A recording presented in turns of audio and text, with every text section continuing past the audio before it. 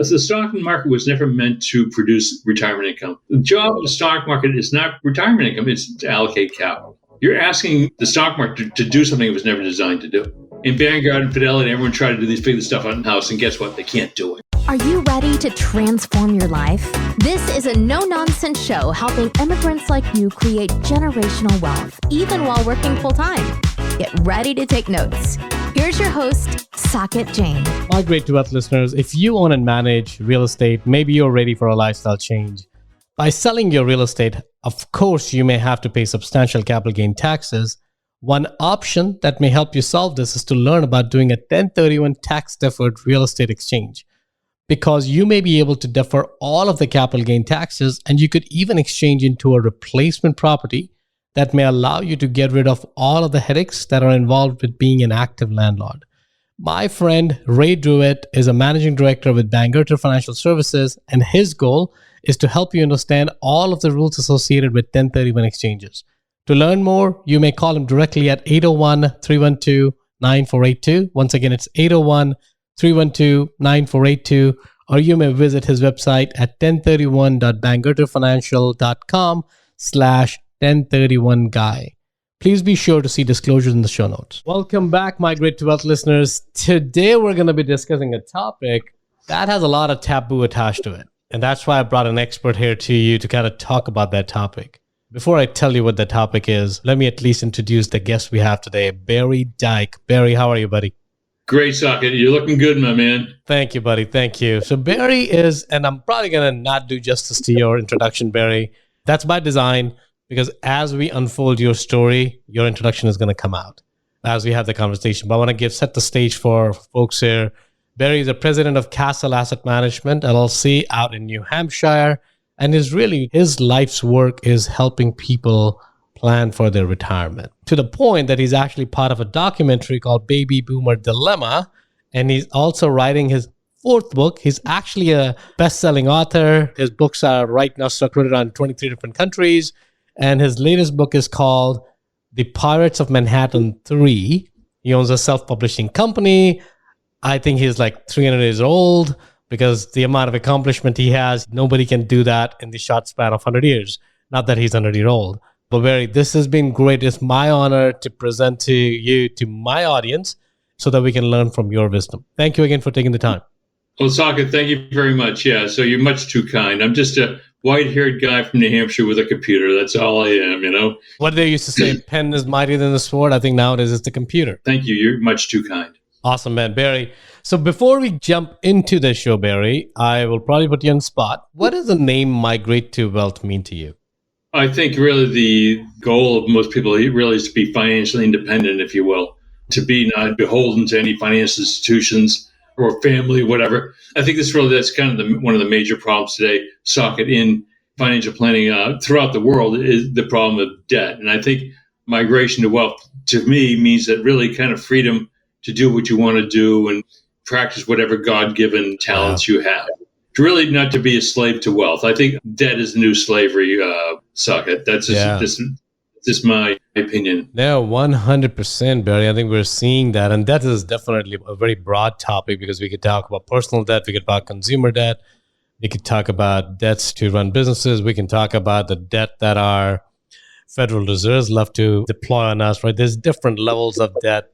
When we're talking about debt in general, I'm assuming your point of debt is really around the debts that not productive, which is definitely the federal bank's debt, which is non-productive debt, which is really printing money from thin air. That has the biggest component on everyone's future, not just the country's future, but our individual futures as well. Is that correct, Steve? No, I agree. You're spot on. So that was kind of my awakening, Saket. I don't know if you read a book, The Creature from Jekyll Island. Yeah, I don't know if you've read that. I love that book. I don't think we have actually asked our audience to read that book, because I know it's a big book. It's like 500 pages book. But there's summaries after every chapter, which I always tell, just read the summaries if you can't read the entire book. Yeah. So anyway, G. Edward Griffin, I've actually spoken at conferences with him, various conferences. He's a very bright guy. And he actually, researcher part of that was a guy by the name of Eustace Mullins. But to make a long story short, until I figured out how the banking system worked, Saket, I really couldn't figure out how to help people with financial planning and stuff like that. And then when I did figure out how the system really works or didn't work, and how we continue to go from one bailout to another, and it's not just in the U.S. socket, as you know, it's in Europe, it's, the central banks of China, Japan, India, you name it, they all bail out all the financiers. So when I figured out that really the banks work for the central banks work for the banks, not for that's when I was able to help people. Yeah, no, so I didn't grow up in this country. I grew up in India and then spent about 22 years there. When I moved here, I literally thought federal bank is a federal institution, right? Once I knew about it, which was probably about 5 years into the country, I'm like, that's interesting. Then I actually asked my friends and family who were born and brought up here, I mean, what do you think is a Fed? They're like, oh, it's a federal institution governed by, I'm like, oh my God, it's not just me. They have named, and I cannot encourage people more now to read Creature from Jekyll Island by Edward Griffin, because you'll understand the makings of the Federal Reserve Bank and how they came up with the name. And actually, and I won't give away the name, there's actually a different name before they called this Fed Bank, and something about cartel. So I'd encourage you guys to look at it, read into it. So what Barry is saying and what I'm saying, it's not a made-up, a tinfoil hat conspiracy theory. It's actually true. It's very true. And so the thing is I tell people to read, because we all love this media that we have now. But I don't know how you are, Saket. I mean, you're a very accomplished guy. You grew up in India, huh? So you came over here, and I have good friends of mine who are Indians. And awesome. You guys come over here are just tough cookies, man. I have a tremendous admiration for what you've done. But the best learning still today, even to this day, Saket, is in the printed word. Right. Generally in books. Right. Okay. People start reading about this stuff. I don't want to get off on a tangent, but when people understand the central banks, well, the Federal Reserve, as I say, it's not federal. There are no reserves. Definitely. It's in common with the federal government as Federal Express does. So when I learned that banks really work for the Federal Reserve banks work for the banks, that's when my whole approach really kind of more consumer oriented. And Barry, we won't give away your age. How long ago was that? When did you discover it? I was at an advisory conference. This is like in 96, maybe, thereabouts. I was it's in San Diego. It's actually at the Coronado Hotel in San Diego. It's a beautiful, I don't know if you've ever been there, Saket. Have you ever been there? I have not. No, I mean, I've been to San Diego, but I don't know which hotel you're talking about. San Diego is beautiful. It's the old Coronel Del Mar, whatever hotel. It's one of the old, it was the first hotel which Thomas Edison actually put lighting in. Oh, and wow. it was really, no, I need to get there. I have not seen it. It's beautiful in any event. So it's a really beautiful place. So in any event, so I had pretty successful business. I used to do a lot of corporate benefit plans and things like that. Okay. And helping companies go public and things like that. But make a long story short, I was at a breakfast meeting, like kind of like today or something, and someone started telling me about the Federal Reserve wasn't federal and there are no reserves. I said, what? So I started reading, and then I just haven't stopped since then. Barry, what was the beyond just that? You said something which is very, very important, right? That your work in life, your life's work is all about helping people retire, helping people have enough wealth to make sure that the life doesn't run out of money.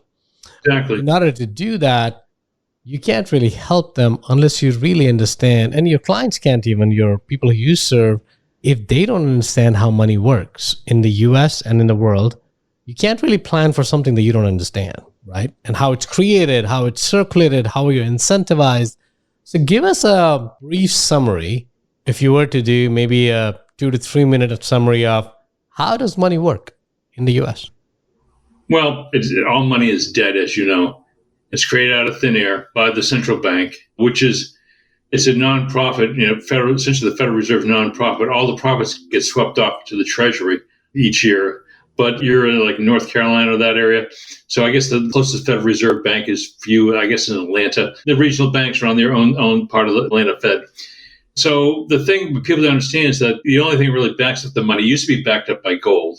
But the only really thing that backs up is the full faith and credit of you and I, which are taxpayers now. Right. But the thing is that as a result, we've been able to become a great country, becoming one of the world's reserve currencies. But now because we've diluted the currency so much that we're having challenges from other countries. But the whole thing is that banks can create money out of thin air. But if you don't pay back the money they create out of thin air, they can repossess all your assets. Correct. So what I'm trying to do, help people have more control, because of debt is a form of slavery. And I'm not against business debt or mortgage debt or anything like that, but most of the debt today is of an usury nature. And if you study all the great religions, whether it be Catholicism or Judaism or Christianity or even Islam, whatever, it's always been kind of a bad karma, if you will, to charge high rates of interest. Yeah. But now today in America, you can charge whatever you want. So usury, which has been essentially been considered a sin, if you will, is fully legal today. So when you say usury, what does that word mean, usury? Excessive interest. Got it. But in any event, so what do you think the maximum you can charge on a loan is? And say I'm in the state of New Hampshire, suck it, okay? What do you think the maximum amount of interest you can charge on a loan here in this state? I have a feeling infinite. You got it right away, man. Yeah, people say 30%, 20%, 30%. There is no limit. Wow. And that's legal.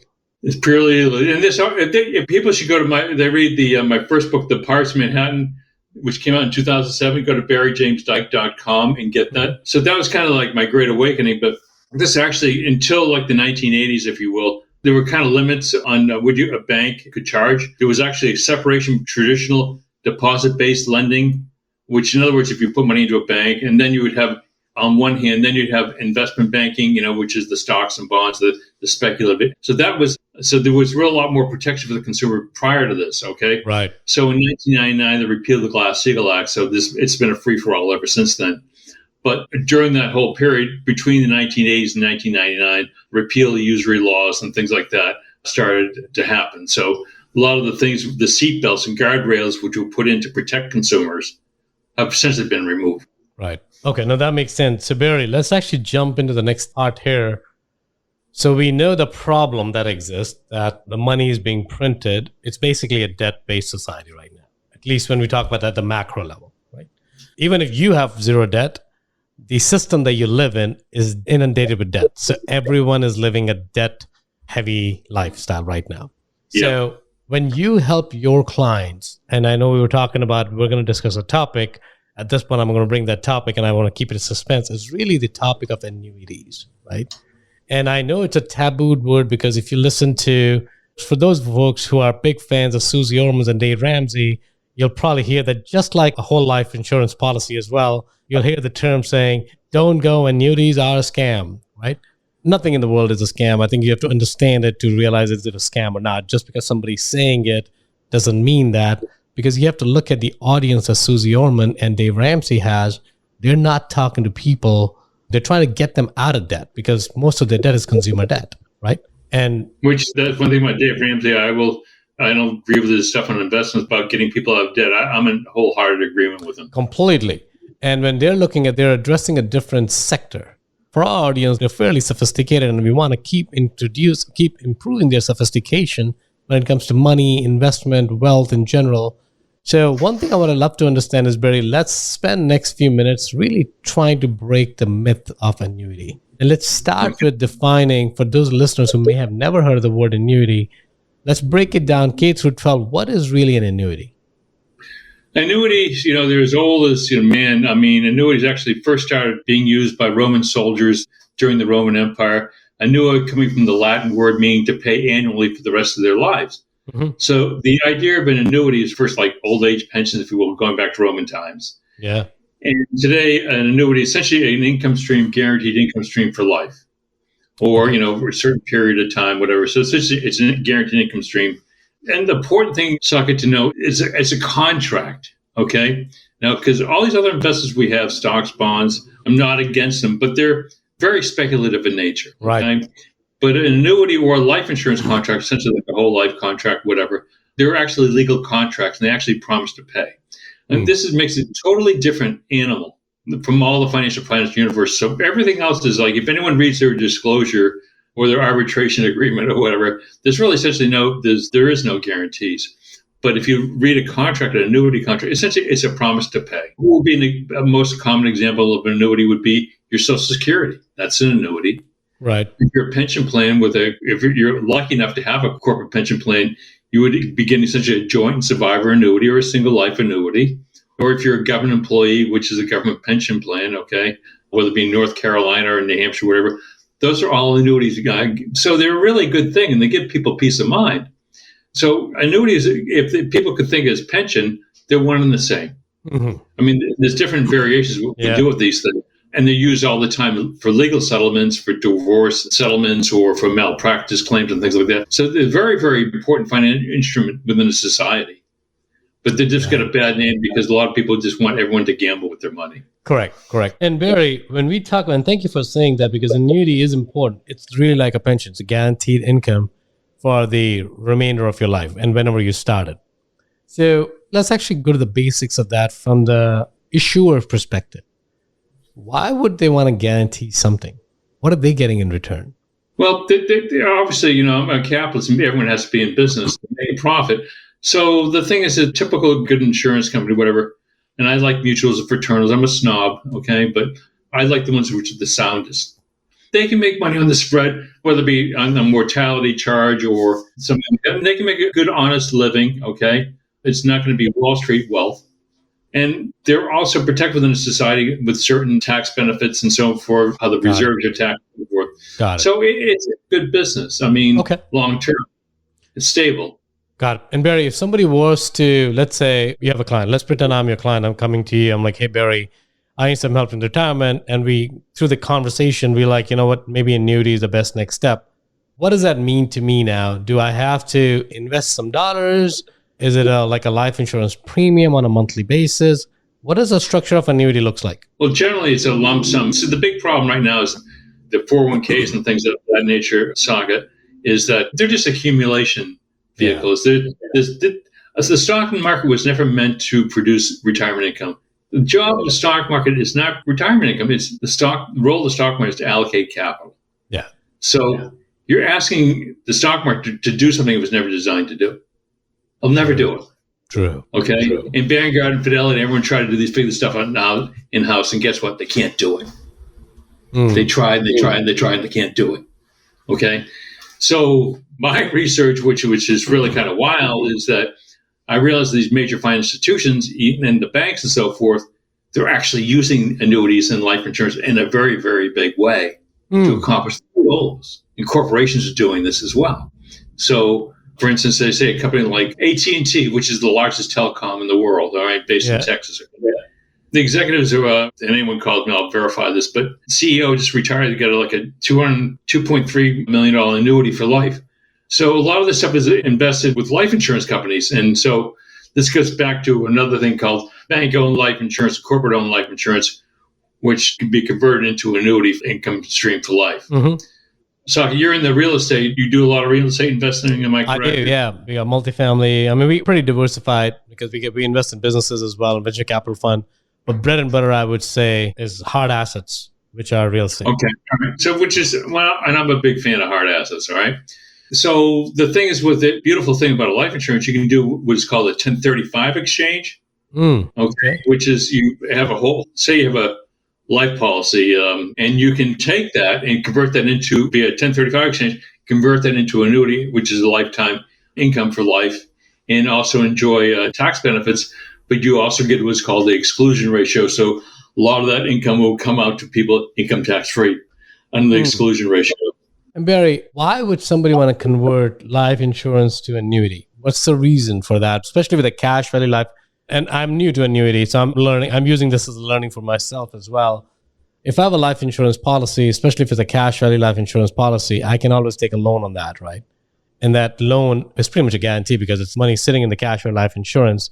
So from a critical thinking perspective, if I already have a vehicle that allows me to take money out when I need it, why would I use a vehicle which is guaranteeing a lifetime income versus and exchange it for a huge pot of money that's sitting sort of to help me serve as my cash reserves? No, well, no argument here. I mean, it's like I own a lot myself. I recommend it to people. I mean, so see, all pensions were essentially, if you go read my first book, all pensions were essentially life insurance policies where there would be, say, an endowment, say a 10, 20-year endowment. And at the time when the policy, in other words, so the life policy would protect a person for 10, 20 years. Got it. The beneficiaries. And then at the endowment, that would be turned into an income stream. So that's really all, when you understand a whole life product, okay, you really understand how a pension really works. But that's generally how it starts. So, yeah, I agree with you, because when you understand the economics and you understand the headwinds within an economy, There's no better place to set aside cash than within a life policy. This is no question about it. As a matter of fact, all the banks, I'll tell you, Bank of America, JP Morgan Chase, Wells Fargo, all these banks, they all have huge positions in this stuff. They all do. And I testified in court on that. So, and actually some of my research actually ended up in banking commissions, but that's another story. But so the whole thing is that you could do it either way. I'm saying it opens up the whole thing. Socket is really kind of simple. A lot of it comes down to discipline, saving, Right. You know it. I mean, it's just more, your rate of savings is really more important than rate of return. I think you touched on an important point there, right? Most people don't understand that is rate of savings is more important than rate of return, right? And I think even before that, your preservation of capital is way more important at the same level. Preservation of capital is way more important than return on capital, right? And unfortunately, again, going back to what you were saying is most people are really, they want to gamble. Gambling is exciting. There's a reason why casinos exist. If everyone's thinking sensibly, they know the odds are stacked against them, but it gives the rush, right? And that's okay. I'm not saying gambling is good or bad. I'm not passing any judgment on that. But when you try to look at the investments on your retirement, gambling is probably not the safest way to get there. There are other more conservative ways. Part of that is we talk about life insurance policy on this channel. There's several life insurance products that we've discussed before. We're talking about annuities. I think what they do is it's kind of like a forced saving mechanism, because once you're in that contract, to get out of it is very expensive. So you want to make sure you go in sensibly. And once you go in, you're committed now. It's like marriage. It's easy to go in, but it's very hard to get out of it. It's very expensive to get out of it. I can tell you. Yeah, I don't know. I have a few friends who are either divorced or going through a divorce. They're like, if I were to go do it again, I'll never get married. It's to that point, and which is true for investments. When people are burning their hands on the life insurance product, it's not the life insurance product is bad. It's because their commitment to the product was made in the lack of understanding what it really means. Right? Because it's exciting to go do it. It's kind of like, oh, I'm going to do this product and my rest of my life is going to be taken care of. It's never that easy. Nothing is never that easy. There's always a price to pay. And in this case, it's a good price to pay, which is the commitment to save.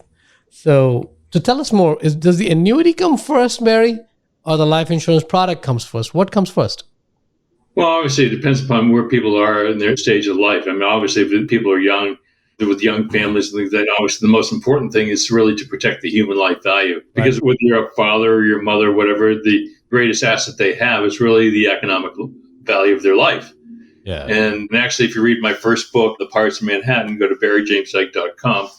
I document how the life insurance payment of all time was the 9/11 Twin Towers, when essentially we, the U.S. taxpayer, paid out about $6.2 billion in life insurance benefits to the survivors of the 9/11 tragedy. And that was all life insurance. And so it was all based upon the economic value. So you're talking about income, which potential income. So say someone's 40 years old, roughly, socket, and let's say they're making $100,000 a year. And I would testify in court on that. Their human life value would be anywhere. And if we say it's $100,000 a year and they're getting benefits and so forth, they're going to have a human life value of $2 to $3 to $4 or $5 million a year. And I could prepare a case for that, and I could win that case every day long. And if you don't believe me, look at any wrongful death cases in this country. So they're in the hundreds of millions of dollars. But the whole thing is the human life value is the greatest value of them all for younger people. And then in retirement, people need to have income streams. So they have, so they don't have to worry about stuff. And they can enjoy their grandchildren, or their golf, or whatever. It's important because I was talking to my father-in-law who's 80 years old, and they just moved from their primary state of residence, which is they were there for about 40 years. And they've since changed states. And we're now trying to figure out what to do for their next move. Their biggest concern is really, will they have enough money? So we're having a conversation about it because I don't have the fortune to be with a lot of senior citizens and kind of understand how they think about it and what's bothering them the most. I think you hit the nail on the head. It's really about the inconsistency of the income stream, because the only income is the required minimum distributions from their qualified retirement plans at this point. That's all they have as an income coming in. And some have pension, some don't have pension, but there's no other source of income. Yeah, and unless, the thing is, I've been doing this a long time. I own a pension consulting business. I still do pensions to this day. Yeah. So there's a lot of red tape in these things, but the primary purpose of retirement income plan is to reduce retirement income, period. Yeah. And I'll talk to anybody that the cows come home. It's not meant to speculate or gamble with, okay? But that's the way it is in the U.S. I think it deserves repetition. Can you repeat that, what you said? Because it's a very powerful statement. Well, the whole retirement plans in the United States have turned into high-risk savings plans. They're not pension retirement plans at all. Correct. Let me actually embellish that with a little bit more information, because a lot of my friends, we invest in alternative assets a lot, and a lot of folks are saying that, you know what, I'm not able to take my money at will because my money is blocked for a certain number of years, and I always tell them, when was stock market high and you needed to take your money out, right? If you have a need in your life to liquidate your portfolio, chances are 80 to 90% that the stock market is going to be low. There's very few people who need money when the stock market is high. If you project that and extrapolate that on the future earning, you're saying that I'm investing in my 401k or wherever you invest in for your retirement, and when I retire, I'll tap into that money. You're assuming, it's a very big assumption, the stock market's going to be high when you need that money. Is that going to be? That's what you would think, Saket, okay? So this is the thing, but I have two actuarial firms, one of Cliffwater Associates and out of Marina Del Rey, California, and another one, Piscataqua Research. And these guys are brilliant, and they've actually calculated the rates of return for major public pension plans, i.e. you're in North Carolina or state of New Hampshire where I'm at, or Massachusetts or California, Texas, whatever. What they've studied is roughly $4 or $5 trillion in assets in these things. Even with all these esoteric investments, they always generally returns to the mean. And actually, a lot of returns, long-term rates of return, over a long period of time, they actually almost mirror 30-year Treasury bills. It's kind of frightening. These guys know their numbers. So I'm not saying people can't make great money on alternative assets or private equity or venture capital. I'm just saying when you look at the pool, generally things return to the mean. Right. So if people are disciplined enough to save, that's a major problem, okay? Is that in America, I think we're almost negative savings. But if you look at other countries, I don't know how the savings rate is in India where you grew up, whatever. Is it big over there? It used to be all cash. I think now the credit system has invaded. But I remember growing up, my dad would always say, if I don't have cash, we're not buying.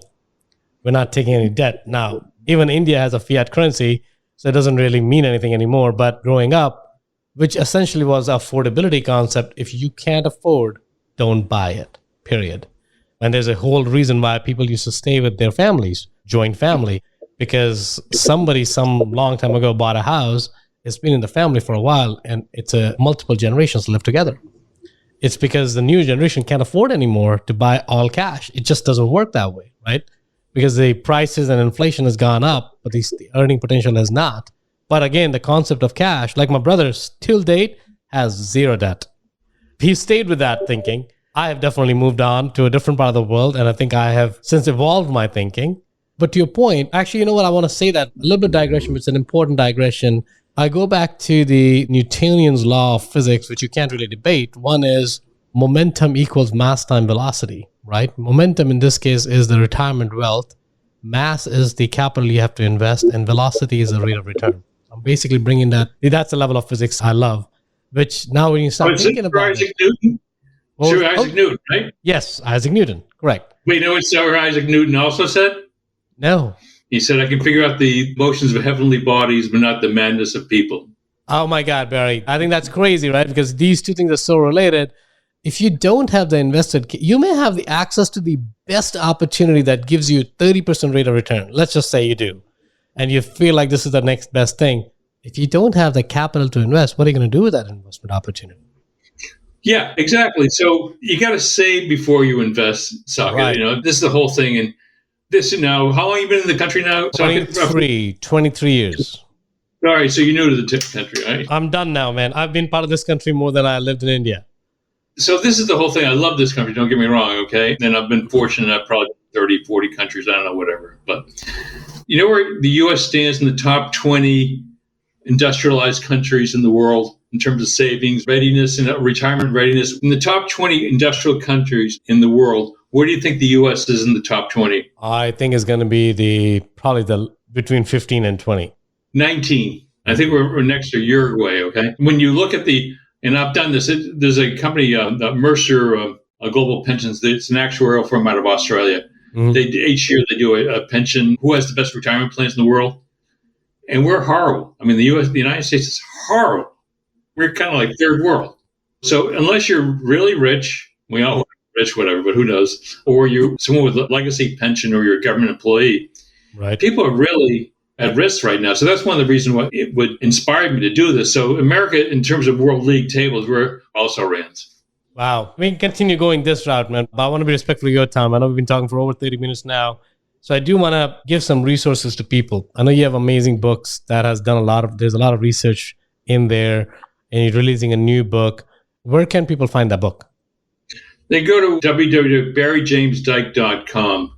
And the next will probably come on Amazon, but I'm working on that. But so right now for barrymajamesdyke.com, go to barrymajamesdyke.com so people actually can buy them off of Amazon, but they're actually a book I saw off my website for $38. Unfortunately, the people on Amazon charge like $100. Right. So some people make a living reselling my book, which is fine. I'm a capitalist. So, but in any event, so go to barrymajamesdyke.com. Yeah. And then there's also, I used to have a podcast, kind of like what you're doing, called The Economic Warrior. And I used to interview economists and things like that. But yeah, there's also a mailing list, which I'll let people know about what the stage of the work I'm going on to. But in any event, so it'll be very exciting information for the people. Like I mentioned annuities. I know we really didn't get into the subject, but one of the big things which I learned in my research talk is that when I started researching it, everyone thought like annuities were bad, like Ken Fisher and Susie Orman and Dave Ramsey, they all said they're horrible. Well, AT&T and Raytheon and all these banks and General Motors and, British Pension Plan, HSBC Bank and Kimberly-Clark and all these major institutions are all buying annuities to finance their pension plans. Matter of fact, even the New York Times bought them. Right. And the BBC, we bought them. So this will be all in the new book. Yeah, and I think that this is what I like about talking to people like that on the podcast, right? Because what you have to do is what Ken Fisher's, Susie Ormans, and Dave Ramsey's of the world, it's not wrong, but it's also not right. So you have to understand, because what's wrong and right is for you as a personal situation, right? And this is not an investment advisory show at all, so we're not giving you personal recommendations. All what we're trying to tell is that think for yourself, because until you think for yourself, you're going to live in a world of slavery. It's a new form of slavery, right? Where the Wall Street, and most of my listeners know my relationship with the Wall Street, I have a love-hate relationship with them, actually more hate than love. But that's okay. That's for a different show. But you have to think for yourself. Now, there's a place, there's a role that Wall Street plays in everyone's life, and it's important to know that role. But also these products, you have to understand these products. You have to talk to people like Barry and understand the products too, in the sense that you can make good judgment calls. And I know Barry. Barry is not a hard salesman. He's not going to twist your arm. Nobody can. He's not going to twist your arm and say that, no, you have to buy the annuity products. Give him a call. Try to set up a time with him, right? And see if this product works for you. And if it doesn't, great. You at least learn something more than what you knew before. That's what I would recommend. I would definitely recommend getting his book. I am on the list to get that book as well. I'm looking forward to reading that book 4 from you. Now, Barry, one thing I want to ask is, do people have to read your volume 1, 2, 3 to get a sense of 3 or 4, or 4 can stand by itself? It's a progression. Essentially, the first book I wrote, the reason why I wrote it, it was kind of a God thing. I went through a very tough time in my life. I had to kind of reinvent myself. I went through a divorce, lost everything, whatever. But I figured out that the banks are actually the biggest buyers of life insurance and annuities in the country. And no one really helped me at the time. But make a long story short, I worked hard on it. I had a really good guy to back me, and I took off. And that one book still sells all over the world to this day. Then the second book I wrote, Pirates Man 2, was about target date funds, which are the core investment for 401k savers today. That's the 70, 80% of all income goes into these crappy funds. But I wrote that one in 2012, and that kind of put me on the map. And then the third book I wrote was Guaranteed Income, and a friend of mine, David Walker, who used to be the Comptroller General of the United States, believed in my work so much, he wrote the foreword to it. Nice. And then I'm doing this last book on retirement income and so forth. It's not last yet. I have a feeling there's going to be more coming out. This one's been a tremendous amount of work and discipline, and anyone can do it. Anyone can write a book, whatever, but it's like being good in a sport or whatever. It takes a lot of discipline, a lot of time, a lot of sacrifice. I'm very, very grateful that God's blessed me enough to do this stuff, but it's not easy. The stuff you learn is really fun. You go like, so this is how this stuff really works. So really, in my parting words to your listeners or whatever, always invest in yourself and what you think is really the best for yourself, and do your research. Don't take my word for it. Right. Do your own research and always do what's best for yourself. But always invest in yourself first and foremost. I love that. Barry, with that, we're going to shift gears. The last two questions of the show. We always end the show on two questions. One is, if you were to go back to your 20-year-old self, what's one insight? I have a feeling it's going to be invest yourself, but let me ask you this question again and see if there's some other insight you would share with that 20-year-old self. Wow, that's a great question, Saka. That's a great question. This is kind of funny, in my life, my faith and my belief in God is the most important thing in my life. So I guess maybe I would probably have more discipline and faith in what I did. I mean, this came later in life, but now I guess maybe I have a more grounding in faith and discipline. I was always pretty active in sports and stuff like that, but really when you're young, it's kind of crazy. So if I could change something, if I could go back and do that, that's what I would change, yeah. Awesome. Last question, Barry. Where do you feel there are some major gaps in humanity right now? There's so much division. There's not enough love. Yeah. You got to really help people in this stuff. It's just, we can't save the world, but we can help others. And I think there's always someone worse off than any of us. And we always got to really try to help other people. Right. I think, it was Mother Teresa, we can't be, if we can just help one person, whatever, I think really that's really, if we could all do that, it'd be a much better place and start all this division crap. Because I hate all this partisan politics now and stuff like that. But it's just, I don't trust any of these parties, quite frankly. But I think really to help one another, love one another, be a powerful example. Yeah, Barry, one last question before we part ways is, what's one non-financial question you wish we could ask the next guest on our show? What's the one non-financial question? Mm-hmm. Why are you doing this stuff? I love that. Yeah, your why. Perfect. Why are you doing this? Why are you doing what you do? I love that, man. It's kind of funny. We always start our show with why you're doing what you're doing, which is, I think it's a key core of getting a better understanding of somebody's motivation for doing the work, right? And I love that part of it. Yeah, I hate bullies. I hate financial bullies. That's why am I doing it? I don't like financial bullies. I never liked them in the schoolyard, and I don't like financial bullies today. And Wall Street is full of those, buddy. You know that better than I do. Yeah. Awesome. Well, Barry, thank you again for taking the time. I really appreciate that. I encourage people to go to the website, and the website will be listed on the show notes below. So you'll be able to explore that, understand that, and get his book. See what it's all about. Thank you. Thank you. God bless. My great to wealth listeners, it is possible that you could defer paying high tax bill by completing a 1031 exchange and invest your real estate capital gains into a qualified replacement property. My friend Ray DeWitt at Bangerter Financials is your single point of contact for 1031 exchanges and tax saving strategies. To learn more, call him at 801-312-9482. That's 801-312-9482. Or visit his website at 1031.bangerterfinancial.com/1031guy. If you got value from this episode, you might consider sharing this content with a friend. But most importantly, be sure to take action on what you've learned. One way you can take the next step is to connect directly with Socket on an investor call. That link is waiting for you in the show notes below. The content of this podcast is for informational purposes only. Please consult your own advisors when making any investment decisions. Keep listening. We'll see you on the next episode.